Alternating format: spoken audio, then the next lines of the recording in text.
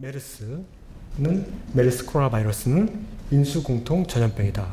즉 낙타를 중심으로 옮기는 인수공통 전염병의 양상을 보이고 있다.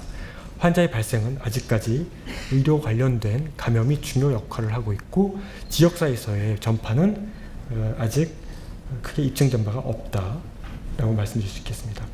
그리고 여러 조건에 따라서 전염력의 차이가 있기 때문에 여러 상황을 고려해서 판단하는 것이 중요하다. 그리고 몇 가지 관련돼서 밝혀지지 않은 부분들이 있기 때문에 이 부분들은 추가의 규명이 필요하겠고 여기에 대해서 우리가 너무 넘겨서 이렇게 생각할 것은 자제해야 되겠다라고 생각이 듭니다.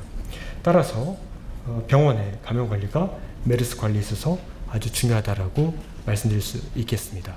메르스는 우리나라에 새롭게 유입된 중증 호흡기 질환입니다. 초기에는 이제 발열이나 기침 같은 비특이적인 증상으로 시작되지만 주로 물론 고위험군이 아닌 사람 중에서도 드물게 발생할 수 있지만 폐렴이 발생하고 급성 호흡부전이나 심부전이 합병돼서 그걸로 인해서 이제 사망하게 될 수 있는 그런 병이다.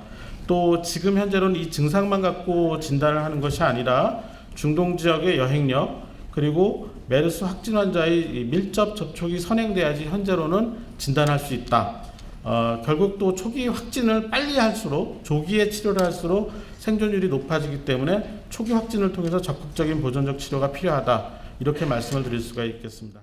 메르스 꼭 알아야 할 10가지는 단순하면서도 가급적 명쾌한 내용으로 정했습니다. 첫째, 메르스는 중동에서 발생된 급성호흡기 감염병으로 신종 코로나 바이러스가 원인입니다.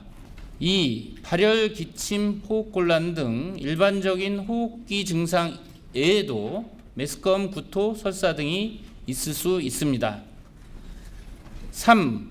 증상은 감염 후 최소 2일에서 14일 사이에 나타나며 증상이 나타나기 전에는 전염력이 없는 것으로 알려져 있습니다.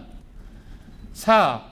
일반적으로 2m 이내에서 기침 재채기를 할 경우 나오는 분비물로 전파됩니다. 5.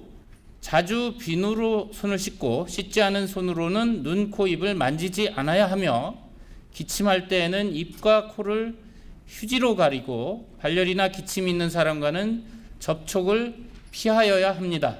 6. 환자와 밀접한 접촉을 한 경우 증상이 없더라도 보건소에 연락하고 가족과 주변 사람을 위해 접촉일로부터 14일간 자가격리를 해야 합니다. 7. 환자와 밀접 접촉을 하였거나 중동 지역을 방문한 후 14일 이내에 메르스 의심 증상이 있으면 의사의 진료를 받아야 합니다. 8. 메르스는 가래 기관지 세척액의 유전자를 검사, 여기서 말하는 확진 검사는 PCR를 통해서 진단합니다. 9. 환자는 증상에 따른 치료를 받게 되며 중증의 경우에는 인공호흡기, 혈액투석 등 집중 치료를 받습니다. 증상과 발열이 48시간 이상 없고 유전자 검사 결과가 24시간 간격으로 이해 음성인 경우는 퇴원합니다. 마지막으로 10. 의료진은 손 씻기, 일회용 가운과 장갑, N95 마스크, 눈 보호 장비를 갖추어야 합니다.